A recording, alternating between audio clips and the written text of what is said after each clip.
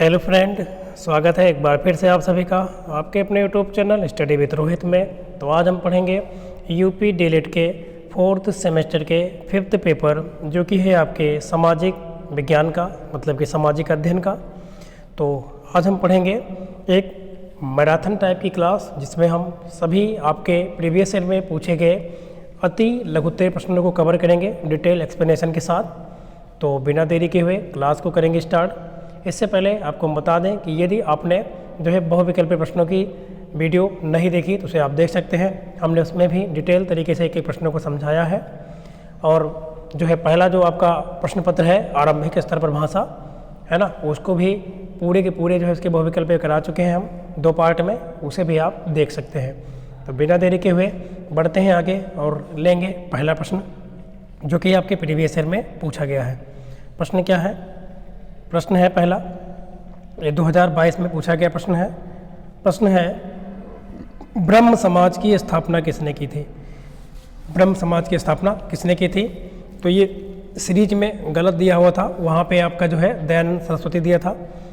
जबकि ब्रह्म समाज की बात करें स्थापना किसने की थी, तो राजा राम मोहन राय ने। किसने की थी? तो आप कहेंगे राजा राम मोहन राय ने की थी। राजा राम मोहन राय ने की थी। कब की थी अगर पूछ लिया जाए तो 1828 ईस्वी में राजा राम मोहन राय ने ब्रह्म समाज की स्थापना की थी 1828 ईस्वी में। इन्होंने जो है ब्रह्म सभा की स्थापना की थी। बाद में इसी ब्रह्म सभा को ब्रह्म समाज का नाम दिया गया था। यह पुरोहितों, अनुष्ठानों और बलि आदि के खिलाफ था। मतलब कि जो बलि पहले दी जाती थी पहले के समय में, है ना, उसके खिलाफ ये जो है सभा आयोजित की गई थी। बाद में इसी ब्रह्म सभा को ब्रह्म समाज नाम दिया गया था, है ना। ये प्रार्थना ध्यान और शास्त्रों को पढ़ने पर केंद्रित था। यह सभी धर्मों की एकता में विश्वास करता था। कौन? ब्रह्म समाज जो है, ये जो है सभी धर्मों की एकता में विश्वास करता था। तो ब्रह्म समाज की स्थापना किसने की थी? तो आप कहेंगे राजा राम मोहन राय ने की थी। कब की थी? तो 1828 ईस्वी में। तो अगर बात करें, आप एक पढ़ेंगे आर्य समाज। तो आर्य समाज की अगर पूछ ले स्थापना किसने की थी, तो वो की थी आपके दयानंद सरस्वती ने। किसने की थी? दयानंद सरस्वती ने की थी 1875 ईस्वी में, मुंबई में की थी। कहाँ पे की थी? मुंबई में जो है 1875 ईस्वी में की थी आर्य समाज की स्थापना स्वामी दयानंद सरस्वती जी ने। तो ब्रह्म समाज आपको पता हो गया, राजा राम मोहन राय ने 1828 ईस्वी में। और वहीं बात करें कि 1875 में तो स्वामी दयानंद सरस्वती ने आर्य समाज की स्थापना की थी। ठीक है, 1875 ईस्वी में मुंबई में। नेक्स्ट क्वेश्चन की ओर बढ़ेंगे, अगला प्रश्न देखेंगे हम। अगला क्वेश्चन क्या है? क्वेश्चन है, थियोसॉफिकल सोसाइटी का मुख्य कार्यालय कहाँ स्थित है? थियोसॉफिकल सोसाइटी का मुख्य कार्यालय कहाँ स्थित है? तो ये स्थित है जो है, अगर बात करें तो अडियार में। कहाँ पे है? अडियार में। अब अडियार कहाँ पड़ता है? तो अडियार पड़ता है चेन्नई में, है ना। अडियार चेन्नई शहर में पड़ता है। ठीक है, तो यहाँ पे जो है थियोसॉफिकल सोसाइटी का मुख्य कार्यालय स्थित है। और इसकी स्थापना जो है 1875 में की गई थी। थियोसॉफिकल सोसाइटी की स्थापना भी जो है 1875 ईस्वी में की गई थी। और इसका जो मुख्य कार्यालय है वो चेन्नई के अडियार शहर में स्थित है। नेक्स्ट क्वेश्चन की ओर बढ़ेंगे। अगला प्रश्न क्या है? अगला प्रश्न है, भारतीय राष्ट्रीय कांग्रेस की स्थापना कहाँ हुई थी? अब बात करें भारतीय राष्ट्रीय कांग्रेस की स्थापना तो कहाँ हुई थी? मुंबई में। अच्छा, कब हुई थी? तो आप कहेंगे कि 1885 ईस्वी में जो है हुई थी। अगर पूरी डेट पूछ ले तो 28 दिसंबर 1885 ईस्वी को कांग्रेस की स्थापना A.O. ह्यूम के द्वारा की गई थी। किसके द्वारा? A.O. ह्यूम के द्वारा की गई थी कांग्रेस की स्थापना। ठीक है, अब बात करें इसके जो प्रथम अध्यक्ष बने वो कौन थे? तो ये थे व्योमेश चंद्र बनर्जी, जिन्हें हम WC बनर्जी भी कहते हैं। क्या बोलते हैं? WC बनर्जी भी शॉर्टकट में बोलते हैं, व्योमेश चंद्र बनर्जी। ठीक है ना, ये जो है पहले अध्यक्ष बने थे। और ये हुई कहाँ थी? मुंबई में। पहले जो है कांग्रेस की स्थापना होनी थी पुणे में, लेकिन उस समय पुणे में प्लेग जो है महामारी फैली हुई थी, इसलिए मुंबई में इसकी स्थापना की गई। तो आगे बढ़ेंगे हम नेक्स्ट प्रश्न की ओर। और अगर ये भी पूछ लेना कि कहाँ की गई थी, तो मुंबई के गोकुलदास तेजपाल संस्कृत कॉलेज में, गोकुलदास तेजपाल संस्कृत कॉलेज में भारतीय राष्ट्रीय कांग्रेस की स्थापना की गई थी। और इसमें बात कर ले कुल कितने प्रतिनिधियों ने भाग लिया था, तो 72 प्रतिनिधियों ने इसमें भाग लिया था जब कांग्रेस की स्थापना की गई। किसके द्वारा की गई? A.O. ह्यूम के द्वारा। और पहले अध्यक्ष कौन थे, तो आप कहेंगे व्योमेश चंद्र बनर्जी थे, और इसमें 72 प्रतिनिधियों ने भाग लिया था। मुंबई में स्थापना हुई थी 28 दिसंबर 1885 ईस्वी को। इतना आप डिटेल याद रखेंगे। नेक्स्ट क्वेश्चन की ओर बढ़ेंगे। इस वीडियो से आपका जो है सारे ऑब्जेक्टिव भी कवर हो जाएंगे। यदि आपने ऑब्जेक्टिव नहीं देखा तो उसे देख तो सकते हैं, फिलहाल अगर नहीं तो यहाँ से भी आपका पूरा ऑब्जेक्टिव कंप्लीट हो जाएगा। यदि क्लास पसंद आ रही हो तो लाइक करेंगे, दोस्तों तक शेयर भी करेंगे। तो चलिए देखते हैं जलियांवाला बाग हत्याकांड कब हुआ था। अब बात करें जलियांवाला बाग हत्याकांड कब हुआ था, तो ये हुआ था 13 अप्रैल 1919 ईस्वी को हुआ था जलियांवाला बाग हत्याकांड, है ना। और ये जो है इसमें जो जनरल डायर था, जिसका नाम था पूरा O Dyer, general O Dyer था, है ना। इसने जो है अमृतसर में जो है जलियांवाला बाग स्थित है। तो जलियांवाला बाग जो है ये नरसंहार हुआ था अमृतसर में, है ना। तो बात करें इसमें जो है हुआ क्या था कि जो हमारे जो सिख जो है भाई लोग थे, वो जो है शांतिपूर्वक सार्वजनिक बैठक में भाग लेने के दौरान बैठे हुए थे, और बैसाखी के दिन ये घटना हुई थी, आपको पता ही होगा। तो अंग्रेज, है ना, जिसने ऐसे जो डायर था, इसने जो है गोली चलाने का आदेश कर दिया था, और लगभग वहाँ पे 2000 से ज़्यादा लोग जो है मारे गए थे उस समय। तो ये हुआ था 13 अप्रैल 1919 को, अमृतसर में हुआ था, ठीक है, जलियांवाला बाग हत्याकांड, और पूरी डेट 13 अप्रैल 1919 ईस्वी को। नेक्स्ट क्वेश्चन की ओर बढ़ेंगे। पूना समझौता किस वर्ष हुआ था। अब बात करें पूना समझौता तो 1932 ईस्वी में हुआ था। अब किसके किसके बीच में हुआ था अगर पूछ लिया जाए तो महात्मा गांधी और जो है बात करें भीमराव अम्बेडकर के बीच में पूना समझौता हुआ था 1932 ईस्वी में। और पूरी डेट 24 सितंबर 1932 है। अगर पूछ लिया जाए तो 24 सितंबर 1932 को पुणे में जो है, मुंबई के पुणे में यरबदा जेल में, पूरा अगर पूछा जाए कि कहाँ हुआ था, यरबदा जेल में, है ना। पूना पैक्ट हुआ था, पूना समझौता हुआ था महात्मा गांधी और भीमराव अम्बेडकर के मध्य में 24 सितंबर 1932 ईस्वी में हुआ था। तो आगे बढ़ेंगे हम नेक्स्ट क्वेश्चन की ओर। भारत का क्षेत्रफल कितना है। तो भारत का क्षेत्रफल कितना है, 32,87,263 वर्ग किलोमीटर है ना। इतना वर्ग किलोमीटर में भारत फैला हुआ है। तो आगे बढ़ेंगे हम नेक्स्ट प्रश्न की ओर। प्रश्न क्या है अगला, ये सभी के सभी देख सकते हो, प्रीवियस ईयर में पूछे गए हैं। और अभी ये देखेंगे आप कि ऐसे कई क्वेश्चन मिलेंगे जो आपके एग्जाम में रिपीट होते हैं। तो बहुत सारे प्रश्न आपके एग्जाम में देखने को मिलेंगे जो रिपीटेड होते हैं, इसलिए प्रीवियस ईयर के प्रश्नों को हल करना बहुत ज़रूरी होता है, उन्हें पढ़ना बहुत ज़रूरी होता है। तो क्वेश्चन क्या है, भारत का अक्षांशीय एवं देशांतरीय विस्तार लिखिए। तो जो अक्षांशीय विस्तार है वो क्या है, 8 डिग्री 4 मिनट से 37 डिग्री 6 मिनट है। ये आपका जो है बात करें अक्षांशीय विस्तार में उत्तरी अक्षांश है, ये है ना। उत्तरी अक्षांश कितना है, तो 8 डिग्री 4 मिनट से लेकर 37 डिग्री 6 मिनट है। और पूर्वी देशांतर है तो ये है 68 डिग्री 7 मिनट से 97 डिग्री 25 मिनट तक जो है भारत का अक्षांशीय विस्तार है, मतलब कि उत्तरी और पूर्वी देशांतर। आगे बढ़ेंगे हम। भारत में सिंचाई के प्रमुख साधनों के नाम बताइए। तो आप देखते होंगे कि अपने देश भारत में सिंचाई के अनेक साधन हैं, है ना। तो बात करें कि कुआं तो पहले होते थे, बट कुआं भी है, तालाब के द्वारा भी होती है, नहरें हैं, है ना, नलकूप हैं। इन सब के द्वारा क्या होता है, भारत में सिंचाई की जाती है। तो याद रखेंगे, कुआं हो गया, तालाब हो गया, नहरें हो गई, नलकूप हो गए, इनके द्वारा जो है भारत में सिंचाई की जाती है। अगला क्वेश्चन क्या है, धन निष्कासन का सिद्धांत किसने प्रतिपादित किया। तो बात करें धन निष्कासन का सिद्धांत, ये जो है प्रतिपादित किया था दादा भाई नौरोजी ने, है ना। इन्होंने एक किताब लिखी थी जिसका नाम था poverty and un British rule in India. क्या नाम था, अगर ये पूछ लिया जाए कि poverty and un British rule in India, ये पुस्तक किसने लिखी, तो वो लिखी थी दादा भाई नौरोजी ने 1867 ईस्वी में जो है ये किताब लिखी गई थी। और इन्होंने ही धन निष्कासन का सिद्धांत प्रतिपादित किया था। इनको जो है अगर कहा जाए तो इनको और भी किस नाम से जानते हैं, तो इन्हें कहा जाता है grand old man of India. क्या बोलते हैं, grand old man of India, है ना, वयोवृद्ध व्यक्ति बोलते हैं इसको, दादा भाई नौरोजी को। और इन्होंने ही धन निष्कासन का सिद्धांत प्रतिपादित किया था, और इन्होंने बुक लिखी थी poverty and un British rule in India. ठीक है, इतना आप याद रखेंगे इनके बारे में। आगे बढ़ेंगे हम। नेक्स्ट क्वेश्चन क्या है, विविधता से क्या अभिप्राय है। तो आइए जानते हैं विविधता मतलब कि डाइवर्सिटी से क्या अभिप्राय है। तो भारत में भौतिक, सामाजिक, भाषा, रीति रिवाज, त्यौहार, उसकी विविधता है। आप देखते होंगे कि हमारे देश भारत में अलग अलग स्थानों पे अलग अलग प्रकार की भाषाएं बोली जाती हैं, अलग अलग रीति रिवाज अपनाए जाते हैं, विभिन्न त्यौहार होते हैं अलग अलग स्थानों पे, तो एक प्रकार से विविधता ही पाई जाती है। तो इन सबके अंतःस्थल में एक मूलभूत एवं सांस्कृतिक एकता है। तो विविधता का तात्पर्य क्या है, तो आप कहेंगे भारत में भौतिक, सामाजिक, भाषा, रीति रिवाज, त्यौहार, उसकी विविधता है।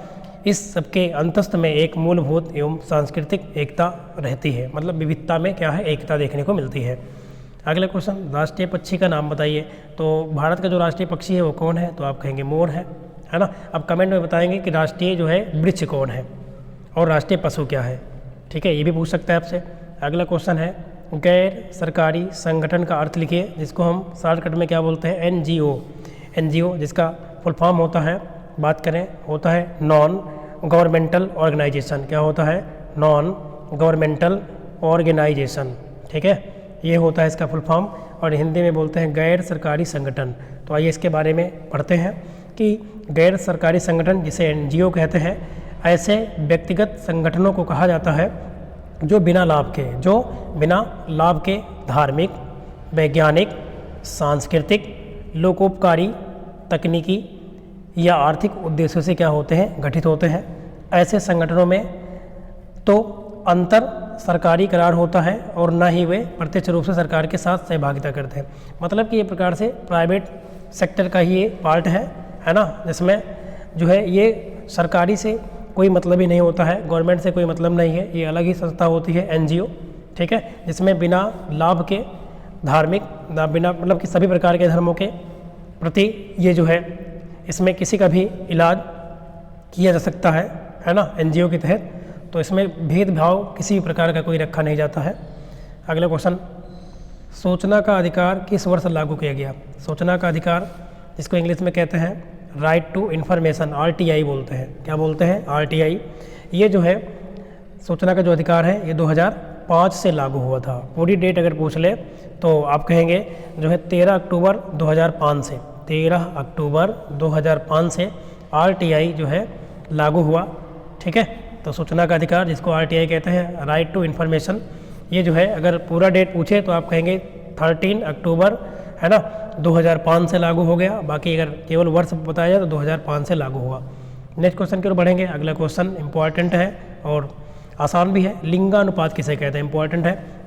तो लिंगानुपात में क्या होता है, 1000 पुरुषों के पीछे स्त्रियों की संख्या को हम लिंगानुपात कहते हैं, ऐसे आप लिख सकते हो। तो किसी विशेष है ना क्षेत्र विशेष में स्त्री एवं पुरुषों की संख्या के अनुपात को लिंगानुपात कहते हैं। तो मैंने वही बताया कि 1000 पुरुषों पर कितनी स्त्रियां हैं एक विशेष क्षेत्र में, उसी को हम कहते हैं उस क्षेत्र का लिंगा अनुपात। जैसे 2011 की जनगणना हुई, उसके आधार पर 943 जो है महिलाएं हैं, कितने पुरुषों पर, 1000 पुरुषों पर। तो 1000 पुरुषों पर 943 महिलाएं जो है 2011 की जनगणना के अनुसार पाई गई। तो हमने क्या बताया कि प्रति 1000 पुरुषों पर स्त्रियों की संख्या को क्या कहते हैं, लिंगानुपात कहते हैं। प्रति 1000 पुरुषों पर स्त्रियों की संख्या ही लिंगानुपात कहलाती है। और 2011 की जनगणना के अनुसार कितना है, तो 1000 पुरुषों पर 943 महिलाएं पाई गई थी। आगे बढ़ेंगे हम।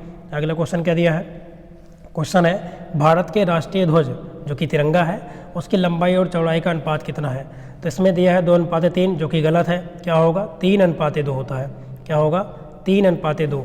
अगर 3 मात्रक लंबाई है तो 2 मात्रक क्या होगी, चौड़ाई होगी। इसी के मल्टीपल में ही जो है मान बढ़ेगा। जैसे कि इसमें 2 से गुणा कर दिया जाए तो इसमें भी 2 से गुणा करो। अगर लंबाई 3 दूनी 6 हो गई तो चौड़ाई कितना, 2 दूनी 4, ये अनुपात चलता है। तो राष्ट्रीय ध्वज की लंबाई और चौड़ाई का अनुपात कितना होता है, तो आप कहेंगे 3:2 होता है। इसमें गलत दिया था 2:3, गलत है ये। तो राष्ट्रीय ध्वज क्या है आपका पता ही है, तिरंगा है। तिरंगे में 3 प्रकार की क्षैतिज पट्टियाँ होती हैं। बात करें ऊपर वाली, तो ऊपर वाली क्या होती है, केसरिया। ऊपर वाली क्या होती है, केसरिया। बीच में क्या होता है, सफ़ेद। और सबसे जो नीचे होता है हरा होता है। तो ऊपर मैंने क्या बताया, ऊपर होता है केसरिया, ये भी पूछ सकता है। बीच में क्या होता है, तो बीच में होता है सफ़ेद, ठीक है। और नीचे क्या होता है, हरा। तो ये 3 कलर होते हैं। और जो सफ़ेद वाला है उसके बीच में ही क्या होती है, एक आप देखे होंगे गहरे नीले रंग का क्या होता है, चक्र होता है, अशोक चक्र, है ना।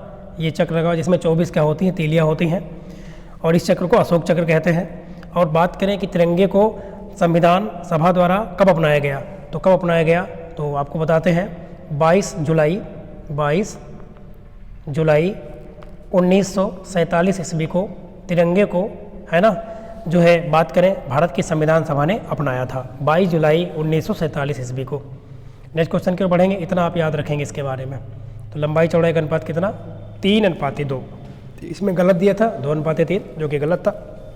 अगला क्वेश्चन, 1857 के प्रथम स्वाधीनता संग्राम के दौरान भारत का गवर्नर जनरल कौन था, है ना। जिस समय 1857 का जो विद्रोह हुआ उस समय जो है इंडिया का गवर्नर जनरल कौन था, तो वो था कैनिंग। लॉर्ड हम बोलेंगे नहीं इसको, केवल कैनिंग बोलेंगे। वैसे लिखना आपको आंसर में लॉर्ड कैनिंग ही रहेगा, है ना। तो कैनिंग था उस समय जो है, जिस समय 1857 का विद्रोह हुआ। जैसा कि आप पढ़े होंगे कि अगर बात करें कि लखनऊ से इसका नेतृत्व किसने किया था, तो बेगम हजरत महल ने। और बात करें बिहार की तरफ देखा जाए तो जगदीशपुर से जो है राजा कुंवर सिंह ने किया था। ऐसे झांसी की रानी ने झांसी से किया था नेतृत्व। तो अलग अलग स्थानों से अलग अलग लोगों ने जो है भाग लिया था इसमें। आगे बढ़ेंगे हम। 1857 के प्रथम स्वाधीनता संग्राम पर लिखी गई गैर सरकारी किताब, सरकारी किताब, है ना, लिखी गई सरकारी किताब कौन सी है, तो बी.डी. सावरकर द्वारा लिखी गई किताब है। इसका नाम है the Indian war of independence. क्या नाम है, the Indian war of independence. ये पुस्तक किसने लिखी, अगर पूछ सकता है आपसे तो आप कहेंगे बी.डी. सावरकर द्वारा लिखी गई है ना। 1857 के प्रथम स्वाधीनता संग्राम पर लिखी गई सरकारी किताब है, जिसका नाम है the Indian war of independence, और ये लिखी गई है बी.डी. सावरकर के द्वारा। अगला, साइंटिफिक सोसाइटी की स्थापना किसने की थी, तो सर सैयद अहमद खान ने की थी 1864 ईस्वी में। ठीक है, 1864 ईस्वी में सर सैयद अहमद खान ने की थी। अगला, स्वामी विवेकानंद के बचपन का नाम क्या था, तो बात करें स्वामी विवेकानंद के बचपन का नाम तो क्या था, नरेंद्र नाथ दत्त था, है ना। नरेंद्र नाथ दत्त था स्वामी विवेकानंद के बचपन का नाम। और इन्होंने जो है रामकृष्ण मिशन की स्थापना की थी। किसकी, रामकृष्ण मिशन की स्थापना अगर पूछ ले किसने की थी, तो आप कहेंगे स्वामी विवेकानंद ने की थी। ठीक है ना। तो चलिए आगे बढ़ेंगे हम नेक्स्ट प्रश्न की ओर। बंगाल विभाजन के समय भारत का वायसराय कौन था, तो बंगाल विभाजन कब हुआ था, तो अगर बात करें बंगाल विभाजन कब हुआ तो पूरा अगर डेट कहा जाए तो 16 अक्टूबर 1905 को बंगाल विभाजन हुआ था, है ना। इस दिन को 16 अक्टूबर को क्या मनाया गया, तो शोक दिवस के रूप में मनाया गया। बाद में जो है हिंदू और मुस्लिम भाइयों ने आपस में एक दूसरे को राखियाँ बांधी थे, तो जो है एकता दिखाई थी। बाकी इसको शोक दिवस के रूप में मनाया गया था। और इस समय जो है वायसराय कौन था, करजन था। तो बंगाल विभाजन के समय जो वायसराय था वो करजन था। ठीक है, बंगाल विभाजन कब हुआ तो 1905 में। अगर पूरी डेट कहा जाए तो 16 अक्टूबर 1905 को बंगाल विभाजन पूरी तरह से लागू हो गया था। आगे बढ़ेंगे हम। अगला क्वेश्चन क्या है, अगला क्वेश्चन है कि 1911 ईस्वी में दिल्ली में आयोजित जो दिल्ली दरबार लगा, इसमें इंग्लैंड का कौन सम्राट सम्मिलित हुआ था, तो उसका नाम था जॉर्ज पंचम। कौन था, जॉर्ज पंचम था, जो कि दिल्ली दरबार में 1911 में, है ना, सम्मिलित हुआ था। ये इंग्लैंड का सम्राट था। और अगर बात करें कि आप देखे होंगे कि 1911 में जब दिल्ली दरबार लगा तो उसके अगले साल 1912 में जो है दिल्ली को क्या बना दिया गया, भारत की राजधानी। और 1911 तक कौन था, तो आप कहेंगे पहले क्या हुआ करती थी राजधानी, तो कोलकाता हुआ करता था, पश्चिम बंगाल, कोलकाता, है ना। और 1912 से जो है दिल्ली को राजधानी भारत की बना दिया गया। अगला, चौरी चौरा कांड किस आंदोलन के दौरान हुआ था, तो चौरी चौरा कांड हुआ था असहयोग आंदोलन के दौरान। तो बात करें चौरी चौरा कांड कब हुआ, तो ये हुआ था 5 फरवरी 1922 ईस्वी को। 5 फरवरी 1922 ईस्वी को गोरखपुर के, है ना, गोरखपुर में जो है ये हुआ था। चौरी चौरा नामक स्थान पर ये कांड हुआ था, इसलिए इसे चौरी चौरा कांड कहते हैं, जो कि 5 फरवरी 1922 को हुआ था। ठीक है। और बात करें असहयोग आंदोलन, तो आप पढ़े होंगे 1900 कब से कब तक चला था, ये आप कमेंट में बताएंगे कि असहयोग आंदोलन कब से कब तक चला था। ये तो हुआ था और ये ख़त्म कब हुआ था, है ना, किस कांड। तो आगे बढ़ेंगे हम। किस गोलमेज सम्मेलन में गांधी जी ने भाग लिया था, तो गोलमेज सम्मेलन 3 हुए थे, इसमें जो दूसरा गोलमेज सम्मेलन हुआ था उसमें जो है महात्मा गांधी जी ने भाग लिया था। अगला क्वेश्चन क्या है, संयुक्त राष्ट्र संघ, जिसको हम क्या कहते हैं, यूएनओ, यूनाइटेड नेशन ऑर्गेनाइजेशन, अगर बात करें कि इसकी स्थापना तो 24 अक्टूबर 1945 को हुई थी। तो क्वेश्चन क्या है कि संयुक्त राष्ट्र संघ की सुरक्षा परिषद में कितने सदस्य होते हैं, कितने मेंबर होते हैं इसमें, तो कुल होते हैं 15, जिसमें 5 तो अस्थायी होते हैं, फिक्स होते हैं और परमानेंट होते हैं, जबकि 10 क्या होते हैं, तो ये होते हैं आपके अस्थायी होते हैं। ठीक है ना, टेम्प्रेरी होते हैं। तो कुल 15 सदस्य होते हैं, जिसमें 5 अस्थायी होते हैं और 10 अस्थायी सदस्य होते हैं। अगला क्वेश्चन, मिड डे मील योजना किस वर्ष प्रारंभ किया गया, आप देखते होंगे कि जो मिड डे मील योजना है, मतलब कि जो बच्चों को दोपहर में भोजन प्रोवाइड किया जाता है ताकि बच्चों का जो है पोषण और शारीरिक सही से पोषण हो सके और वो काफ़ी देर तक स्कूल में रुक कर पढ़ सके, अपना अध्ययन सही से कर सकें, है ना। और उनको जो है एडमिशन लेने के लिए गवर्नमेंटेड स्कूलों में जो है प्रेरित करना, ये था। और ये योजना कब हुई थी? 15 अगस्त 1995 ईस्वी को प्रारंभ की गई थी, है ना, मिड डे मील योजना। तो अगला क्वेश्चन है, सूर्य से आने वाली हानिकारक पराबैंगनी किरणों से कौन सा रोग उत्पन्न होता है? तो आप पढ़े होंगे, तो सूर्य से आने वाली पराबैंगनी किरणें होती हैं, यूवी रेज होती हैं, उसके द्वारा स्किन कैंसर हो जाता है। क्या हो जाता है? त्वचा का कैंसर। और इन किरणों को जो है रोकने का काम कौन करता है? तो ओजोन की परत पाई जाती है समताप मंडल में, है ना। ये पराबैंगनी किरणों क्या करती हैं? रोकने का काम करती हैं। आगे बढ़ेंगे हम।